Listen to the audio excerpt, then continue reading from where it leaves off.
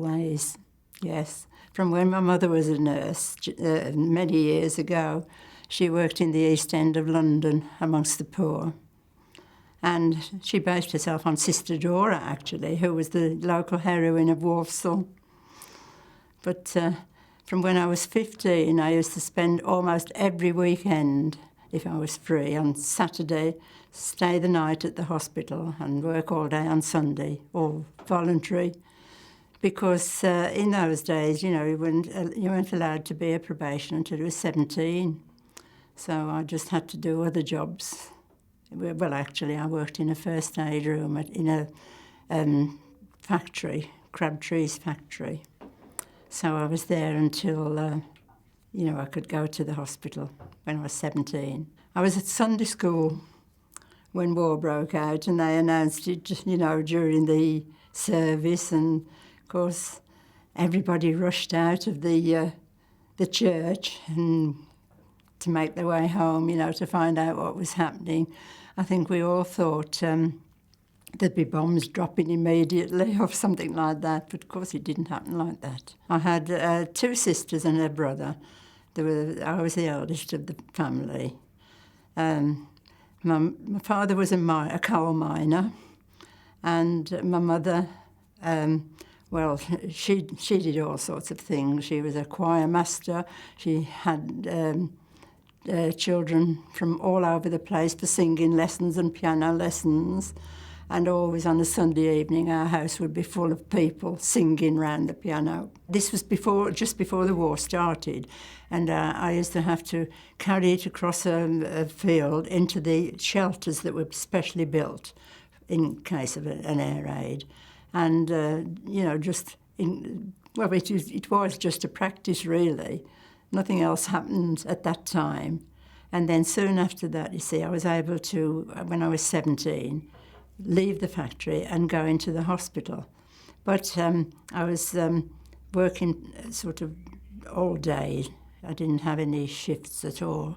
So I was able to go to the first aid post, which, again, had been specially prepared in case of war. And in this building, there was a surgery, specially built, and all the people were volunteers at the first aid post, most of them St John ambulance people. And we'd go there every evening, and then at other times we would have an ambulance, and they'd take us out somewhere. I remember going to a little place, and I could never remember where it was afterwards. It was a derelict village. It was supposed to be being rebuilt just before the war. And of course, when the war started, it was left. And there were buildings, some of them falling down, some of them, all, wrecked more or less. And we'd have to pretend to be patients. And we'd be bandaged up and carried up and down stairs in these old buildings, just practising for when there was an air raid. And was it about this time you met your husband, or your husband-to-be? Well, I met him at first when I was 15, but we didn't know each other. And I never ever thought we would get to know each other, because I was in the St John ambulance at the age of 15, you see, and he was superintendent of the men. We were in separate rooms, and there was a glass door in between. I could see him through the glass door. And I think, actually, that was when I fell in love with him first. But then, when we started going to the first aid post, and when the war had started, we were going more regularly every time there was an air raid. And he one day said he would pick me up on his motorbike because he lived in the next village. So I used to pray for air raids so that I could go with him to the first aid post. But we were still only friends. But during that time, the doctor who was in charge of the first aid post asked if I would like to go and see a post-mortem.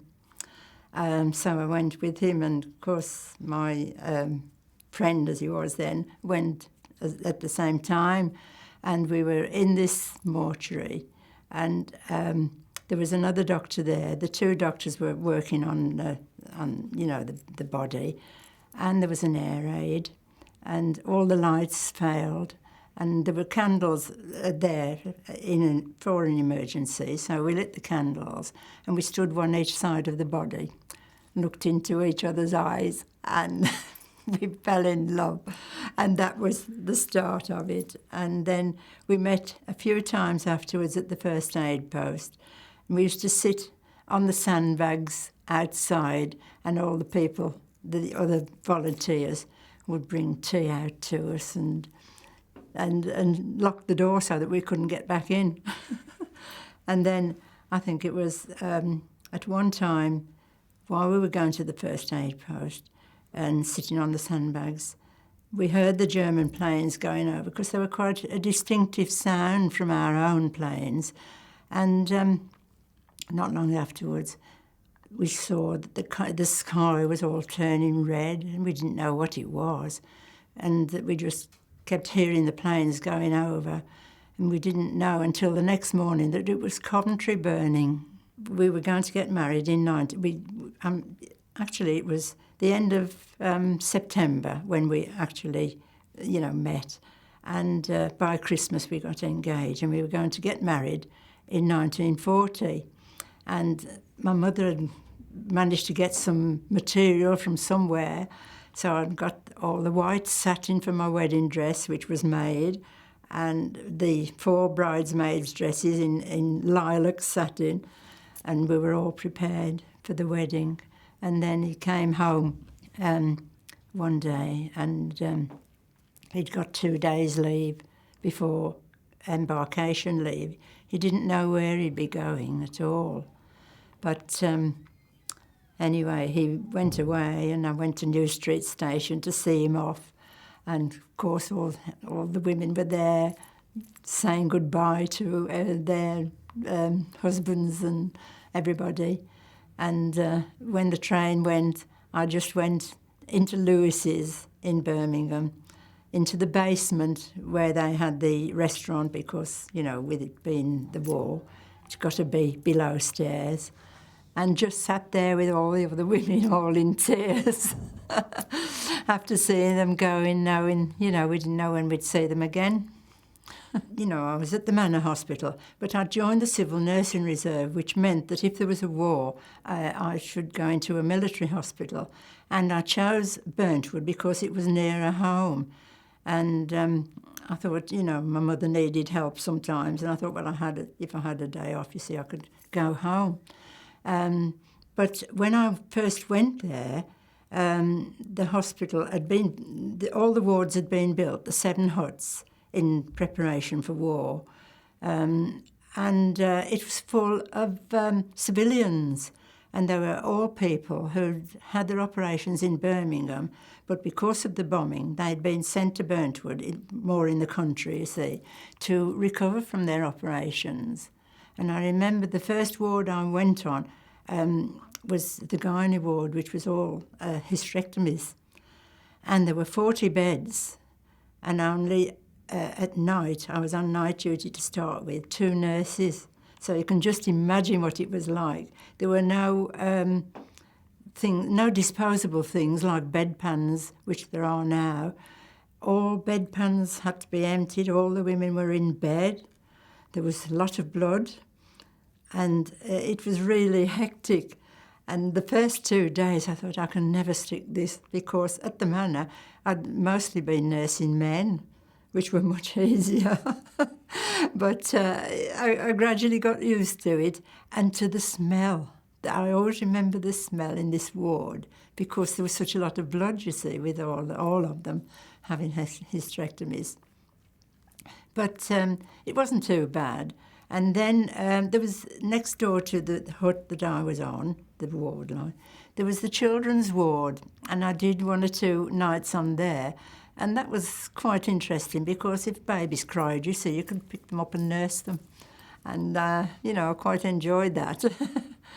So we had the civilians up until the Dunkirk. Suddenly found that a lot of the patients were being moved away, and when we inquired, they said that the hospital had got to be evacuated because we'd probably be getting some of the military, you see, from, when the war was sort of really developing, and a lot of people were getting wounded.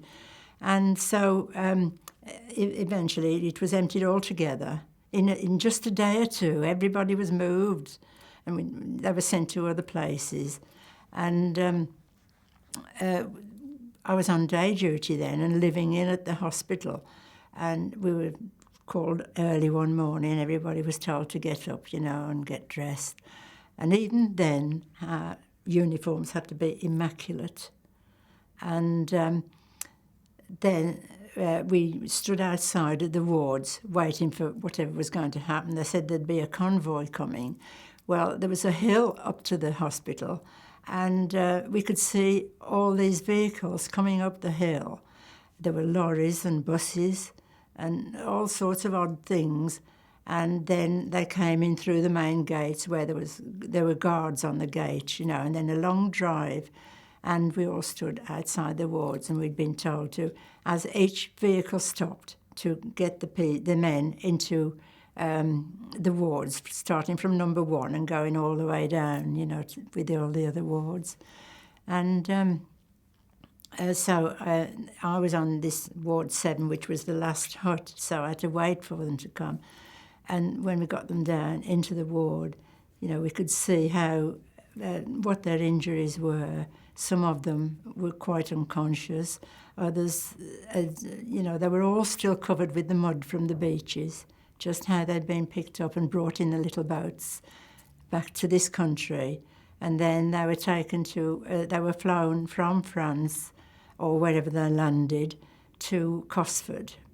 And then from Cosford, they were sent to the different hospitals. The ones we got first were mostly from the 8th Army. And, of course, the men were taken into all the wards. They were sort of there until they could either recover or be sent, if they needed more specialist treatment, to somewhere else. But not many of them were moved. We usually nursed them all there as long as we could. And then I was moved to the officers' ward. And that was in a brick building in the grounds of the hospital. Because you see, this hospital, the emergency hospital, was built in the grounds of a mental hospital. So on the officers' ward, it was just the same as the other wards. They weren't treated any differently at all. And we had 2 private rooms. And so, if we had somebody really important, they would go into one of these rooms. We had one of the Lascelles family. I think it was Gerald, but I'm not quite sure about that. And he'd been wounded, got shrapnel. He came in with all the other officers, and they were brought in, and they wanted to put him into one of the side rooms on his own, but he wouldn't go. He wanted to stay with his men. And so he stayed there. But his father came one day, and when he came into the ward, he was telling me what had happened when he came through the gates of the hospital, the long drive. And he stopped the car halfway up the drive and said he would walk. So he was walking along, and he stopped and asked one of the men who he could see working in the gardens where the officers' ward was. And this man told him, he said, "Oh, it's over that other side, over there." He said, "You go." He said, "They'll look after you there." He said, "You can even have a padded cell if you want to." It appeared to be one of the mental patients working in the garden, and of course he was sending him to the mental hospital. But, he was very nice, and eventually went to see his son. We had a man come into the officer's ward. He was a major, and he was on a stretcher when he came in. Some of them, were sort of in wheelchairs and that, but this one was on a stretcher. And he was shouting all the time and said he wanted his boxes. He got all these boxes, a man bringing the boxes in behind him. We didn't know what was in the boxes, but he made them put all these boxes under his bed. And then, of course, he was in bed. We found out later that they were all full of whiskey. We don't know where he had them from, but he got these, big boxes full of whiskey. But this man, his arm was completely shattered. And, of course, the doctors didn't think they could save it. And so they plastered it. He was in the operating theatre for quite a time. And his fingers were all shattered, the whole of his arm. And he was put into plaster. And then, 6 weeks later, when the maggots started walking out of the plaster, because, you see, the maggots would be eating the gangrene inside the plaster, and we used to have to give the patients knitting needles to scratch down the plasters because they were so uncomfortable. And when they took the plaster off, and I was in the operating theatre when they did it, and his arm was completely healed. All the skin had grown over. But, of course, he had to have another operation to try and separate his fingers. And eventually his arm did recover. I mean, he hadn't got the full use of it, but at least he didn't lose it. And, of course, at that time, penicillin had just come into production. And there used to have to be 7 people checking every injection before it was given because, it was so precious, really. And so that was our first introduction to penicillin, mainly shrapnel wounds. And, of course, there was another famous man. I think his name was Jefferson Searle, but I think he was an author, and he had shrapnel in his liver, which they couldn't do anything about. So I never didn't know whether he recovered or not when he left the hospital. But they were mostly shrapnel wounds or amputations and, all sorts of... And another thing was what we used to call bomb happy, which was if they'd been in the blast and it had affected the brain, and quite often they just wouldn't know anything. They wouldn't know where they were. They wouldn't know their names or anything like that. And then I remember one night I had a patient. There were 40 beds in the ward, just 2 of us, 2 nurses on. And there was just an elderly lady with me on the ward this particular night. And this one man, we didn't actually know his circumstances. It appears his family didn't live far away, but he was suffering from syphilis, and he wouldn't have anything to do with his wife or his children when they came to see him. And then this one night I was attending to him, and he suddenly put his arms around my neck and almost strangled me. And as it happened, the man in the next bed, he managed to get out of bed and pull him off. But it was a terrifying experience, that. But he died the next day. Yes, there was the young Jewish boy. He was only about 17, and I don't know whether he'd been in the army or not, but he was in the ward with the soldiers. And I used to go and see him, and then I was told I mustn't go and see him, mustn't make a fuss of him at all. And he eventually died of pneumonia. That was very sad. But we never knew who he belonged to, or, whether anybody ever claimed him, after he died. And, of course, all the men who worked on the wards, cleaning and, all the odd jobs, they were all conscientious objectors. And yet, they weren't treated very well by some of the soldiers. They sort of resented them being there. But they were, keeping to their beliefs, which I think was very brave of them, really, to go against other people because they didn't believe in killing. Most of the time it was quite good. Not at first. At first you know, they were all a bit, well, what can I say, you know, dispirited. After being, well, some of them had been in the water for a long time when they were bringing them from Dunkirk. But of course, later on, we got patients from other parts of the army and some of the Air Force as well we used to get. But one of their highlights really was at night, after Matron had done her rounds, and when she did her rounds, everybody had to be in bed, whether they could sit out or not. And the beds had to be immaculate, with the corners absolutely perfect. They'd be checked by Matron, and the patients would be sitting there, not able to move because they'd be tucked in all the way around. And as soon as she'd gone, they'd be under the bedclothes, and they'd be shouting, "Housey, housey." At first, I didn't know what this game was.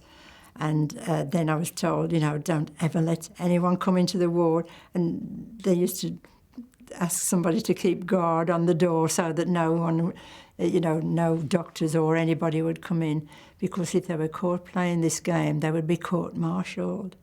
And the game now is called bingo. And yet it was illegal in those days. But they used to love playing it, and they'd be shouting to one another with their heads tucked underneath the sheets. We used to have these concerts, and, you know, quite often I'd sort of arrange a concert, or other times we'd have, perhaps one of the sisters would arrange one or something. And then we'd go into the mental hospital to perform, because they got a big stage there. All the mental patients would be on the front seats. They'd carry their chairs in, and then we'd take our patients in wheelchairs or stretchers, anybody who could go. And this one day we had made it a variety show, and there were about 10 of us, all nurses, you know, and we'd been practising the can-can for ages. We couldn't do it properly, but the place was in an uproar when we did it, with all the mental patients shouting and cheering. And then suddenly the sirens would go, and then all have to rush out again. But all these concerts, when we went in, we'd always sing Lily Marlene. And if we were still there, if there hadn't been an air raid, when we finished, we'd sing Lily Marlene again, you know. It was a German song, really, but it was very popular then. What do you think are the main differences in wartime hospitals or 1940s hospitals compared with today's hospitals? Is there a big difference? There is a big difference. Today, there's no discipline. When I was there, before going on duty, especially on night duty, we'd have to be inspected by a home sister.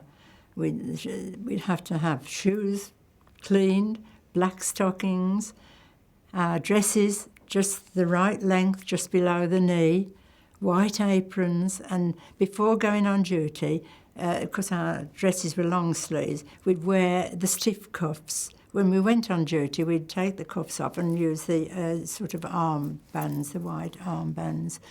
Our nails would be inspected, and hair, and our caps. There were a lot of pleats in the caps, and of course we had to do them ourselves. But if the pleats weren't properly done, you know, they'd have to be done again. And there really was strict discipline. We had to be in by 10 o'clock at night. And on night duty, we lived in this building, which we call the Virgin's Retreat, because no men were allowed. And, you know, we'd all have to be in bed, and Home Sister would come round, make sure everybody was in bed. Not that we didn't sometimes get up a bit later on sometimes and have a little party, you know, when we thought there was no one around. But, you know, the wards were absolutely spotless. Every morning, the nurses, whoever was on duty, would have to go around all the lockers, see that they were clean, and all the beds, you know, really absolutely perfect.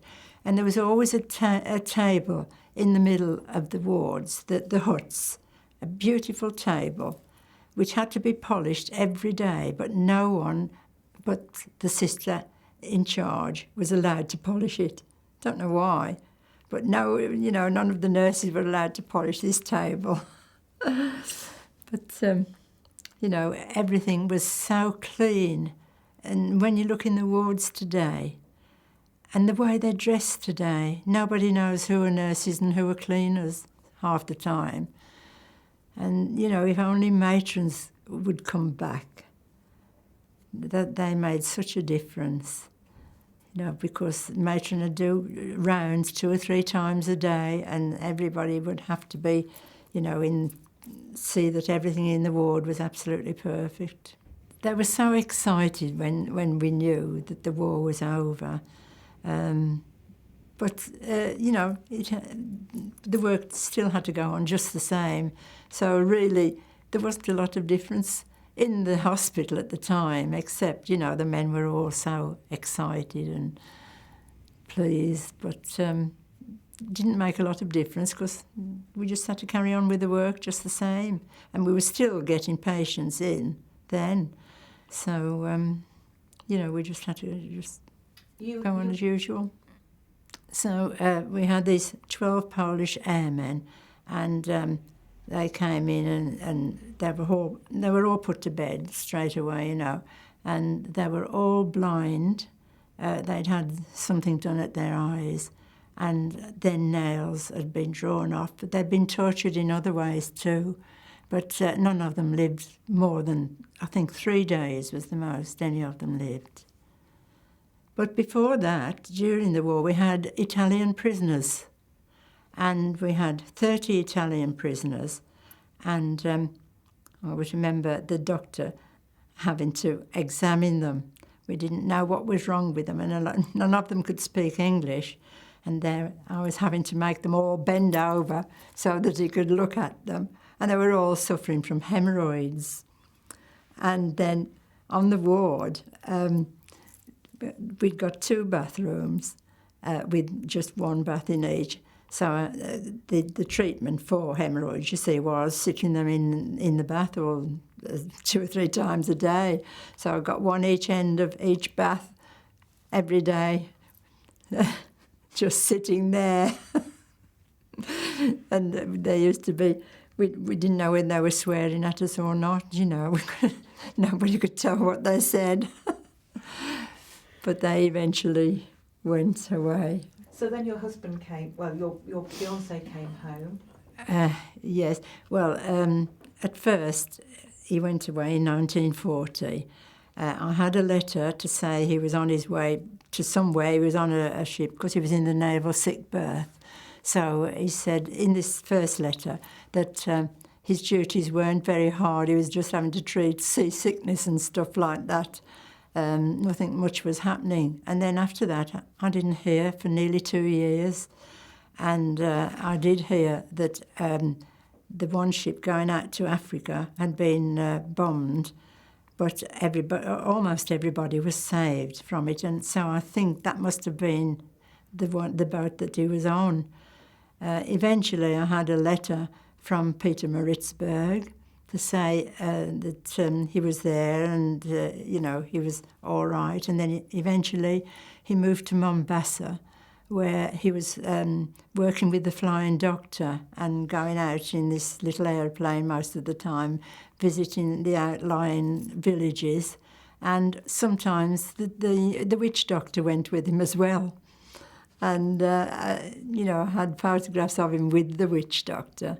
But he seemed to, get on all right there, and he studied tropical diseases while he was there, and I've still got all his papers, the exams that he took while he was there.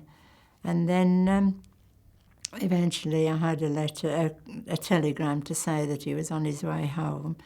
And so when he came home, first thing he said is, when are we going to get married? And he'd had my ring made in Africa. Luckily, it fit. So that was all right. So we just had a week to prepare. He had to get a special licence, and he had to go to the workhouse for something, then the special licence from another place, and then he used to tell everybody he had to come and fetch me from the mental hospital, which really was, the military hospital, but it was in the grounds, but it was just his joke. So he'd only been home a week when we got married. My mother arranged the food. I don't know where she managed to get it from. And in the little chapel where we were getting married. I'd done a 12-hour shift. I'd been working all night. Got home about 9:30, and I was getting married at 11 o'clock. And the patients had all, they'd given me a lamp, that they'd bought between them. And then when I got to the little chapel, there was this coach outside. I didn't know, I thought somebody was going somewhere special. The guard of honour was waiting for us. And when I got inside the chapel, it was full to the door with not only all my friends, but the patients from the hospital, the ones who could walk or, be on crutches. And one of the sisters had arranged to bring them. So we, it was lovely meeting them all then. And my mother had arranged this food in the schoolroom next to the little chapel. And they all went in. I think everybody had something to eat, although it was only jelly and cake or something. And my mother had managed to make a small wedding cake. So that was lovely. And we'd always said when we got married, we'd go to Llandudno for our honeymoon.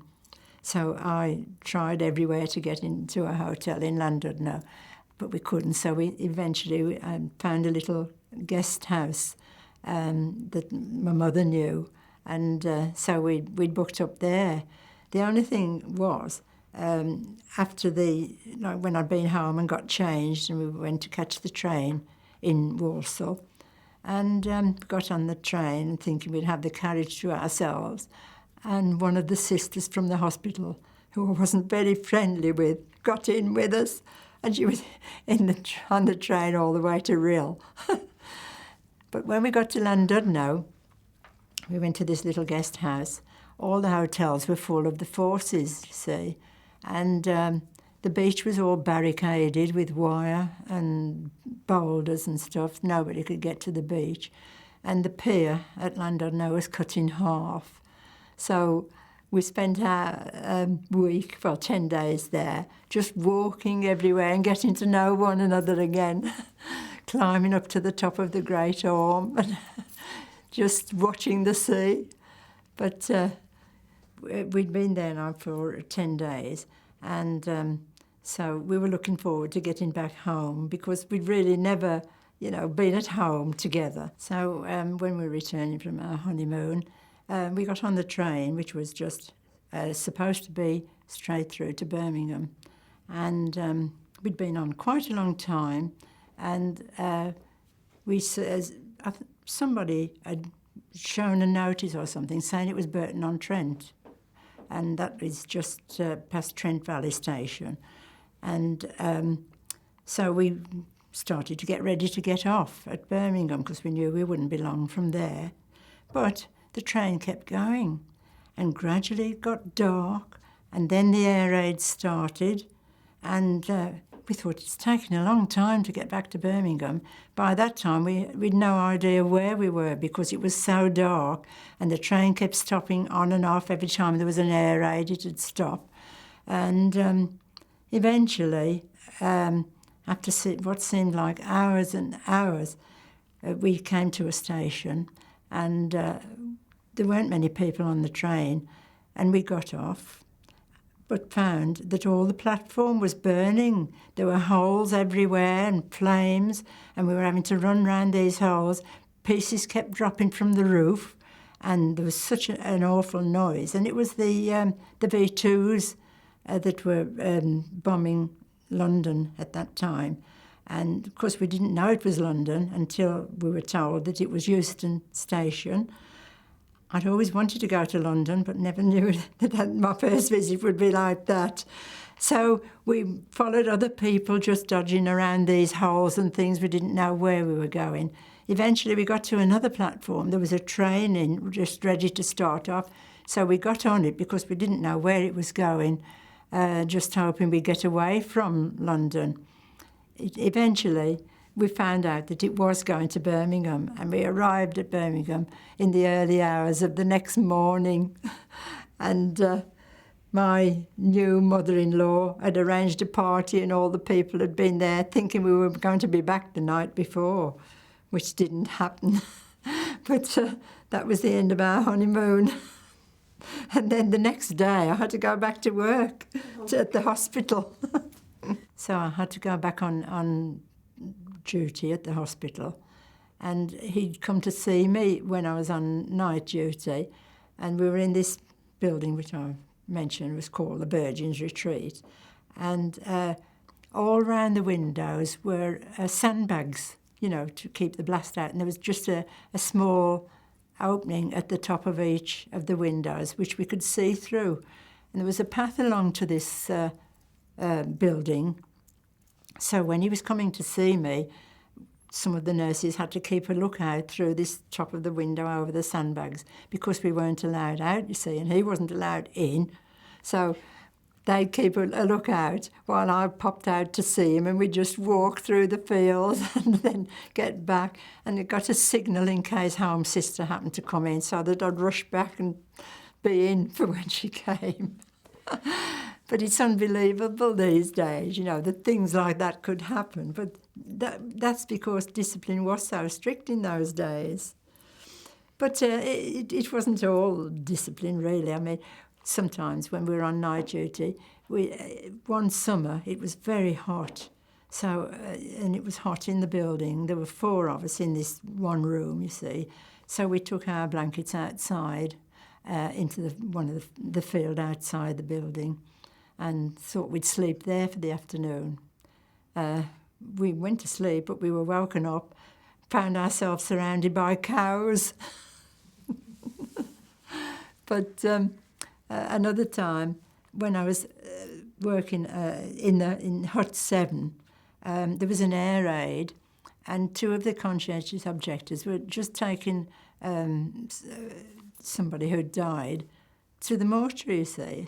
And when the air raid started, they left the trolley and dashed into one of the wards. And when they came out, the trolley had disappeared. They didn't know what had happened to it or the body. They were searching everywhere. And what had happened, it had rolled down the slope past all the 7 huts and gone over the hedge into the field the other side.